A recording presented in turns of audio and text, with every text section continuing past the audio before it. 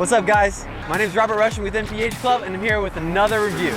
Today we have something really special. It's not a luxury or exotic car, it's a custom aftermarket Jeep. And this is a lot of bells and whistles, a lot of aftermarket parts, and we're gonna go over all of them right now and show you what a Jeep can do. So we decided to take the Jeep to a place a little more appropriate to talk about these aftermarket parts and features.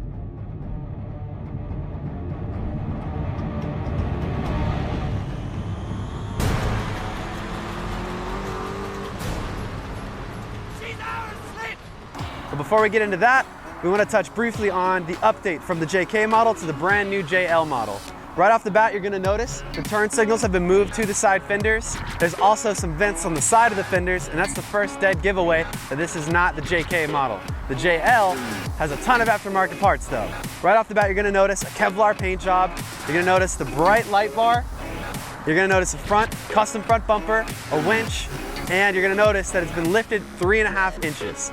They're on 37-inch rims right now, and we're gonna take a look at some of the details. We're gonna show you up close and personal, and then we're gonna take it and show you exactly what a Jeep can do in an environment like this. Let's go. So, some of the features we wanna show you details of are the extra added lights, which have been wired in, integrated as your brights. This is a Smitty XR winch, and this is the hook here to pull yourself if you ever get stuck. These halo headlights actually Bluetooth connect to your phone. You can change the color. This, as you notice, is not the stock hood. This is a Predator hood that's been crafted and painted in the same matching Kevlar. And this is what I was talking about earlier with the new JL models. We've actually moved the turn signals into the fender. So this is now fully integrated. You can see here the motor steel 37-inch rims, and we're sitting on a 3.5-inch lift. And those are just some of the mods. You can also notice the giant light bar up here, so it's ready for any kind of trails, any kind of adventures you want to take it on. Okay guys, if you're going to take a vehicle off-roading, there's a couple things you need to keep in mind. Number one, absolutely, is safety. If you don't have any experience going off-roading or mudding, don't do it. If you're going to take our vehicle with experience off-roading, just know that in the center console, this vehicle usually drives in two-wheel drive. There's a shifter where you can adjust to four-wheel drive high, neutral, and four-wheel drive low. Now, when you're in four-wheel drive low, you cannot exceed 45 miles per hour. This is for towing vehicles with the most amount of torque, and if you cruise in four-wheel drive low, after periods of time, you'll overheat the engine. Four-wheel drive high is how you can drive at higher speeds and utilize the Jeep's actual four-wheel drive systems. So with that being said, please always wear your seatbelt, be safe, and have fun on your adventures.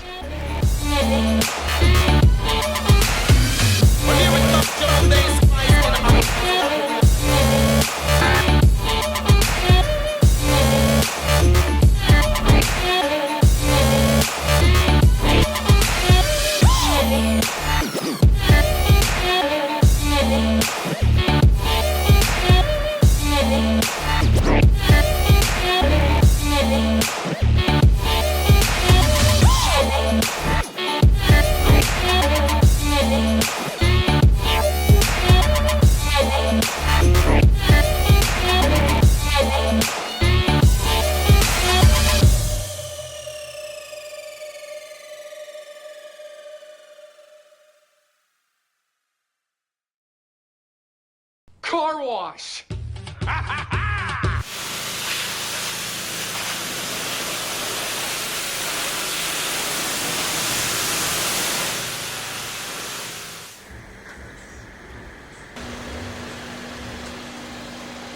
So you actually handpick these? Yeah, every single one. Every single one? Yeah. Deer. Steel. Fish.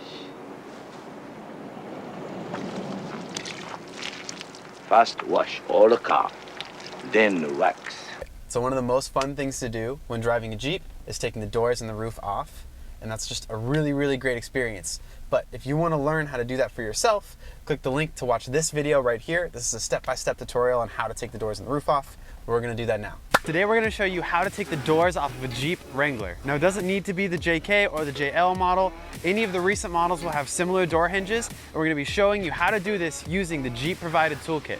When you purchase a Jeep, it should come with a kit that looks just like this. Inside, you're going to have a ratchet and we're gonna show you what parts go to what screws now. What you're gonna do first is find the skinny pin and the ratchet, and I'll show you exactly what to do. So there's only 3 things you need to unscrew to take any door off. The first one you'll find inside the hinge right here. We're gonna take that off first. Once you take this off the door, Jeep has a really handy place so you don't lose the screw or the washer. It's in the back of the car, I'll show you now. So once you have your screw and your washer, you're gonna come to the back of the car and pull this pull tab. This exposes 3 places where you can put the screw. One is conveniently labeled door hinges, so you put the screw in the hole, and then you cover the hole, and you're good to go to hit the road. So that's the only screw you have to worry about on the inside of the vehicle. On the outside, there's 2. Now, a common misunderstanding is these visible screws here are something that you can actually take out of the car, but you will mess up your paint. These are just for looks. Do not try to unscrew these. The 2 screws you actually have to take out are underneath these brackets. And so you're gonna need a different piece in the toolkit. This is the piece you're gonna need to use. Just put this into the ratchet and start screwing underneath the bracket. And this is it. There's 2 of these per door. So once you unscrew both, we'll go back to the back of the vehicle and place it in the door hinge spot. You then repeat this for all 4 doors, and that's all of the screws. However, we still need to unplug it from the electrical system.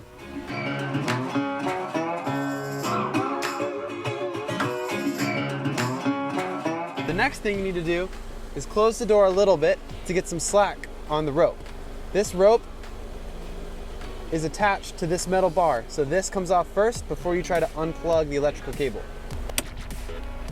Once you lift this, you should be able to press down on the black tab in the center as you pull down gently on both sides to then release it from the door. Lastly, the only thing you need to do is lift the door out of the brackets. Before you do that, make sure you have a place to put them. It is a heavier door, especially the front doors are heavier than the back, so make sure you have a place to put them before you lift them out of the door. Make sure you get a good grip. I like to roll the window down so the glass is not exposed while the door is being left and stored somewhere. I like to grab right under the hinge and right here.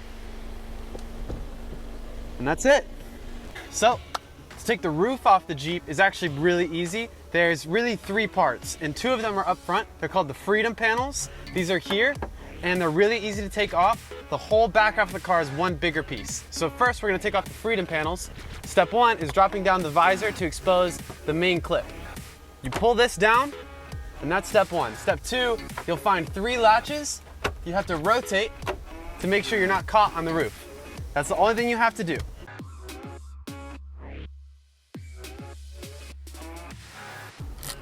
It's a lot easier than it looks. Although make sure you have a place to store this stuff. After you screw all of these off, the whole roof piece is removable. Be careful and make sure you have a second person minimum to help you take this off. 3 is better, 4 is best, but you can do it with 2 people. Just be careful and make sure you have a place to store this.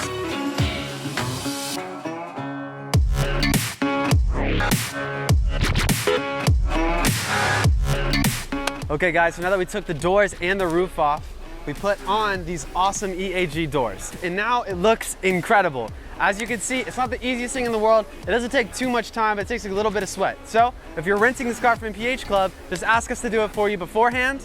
And I hope you enjoy your vehicle, take it to the beach. It's gonna be a blast.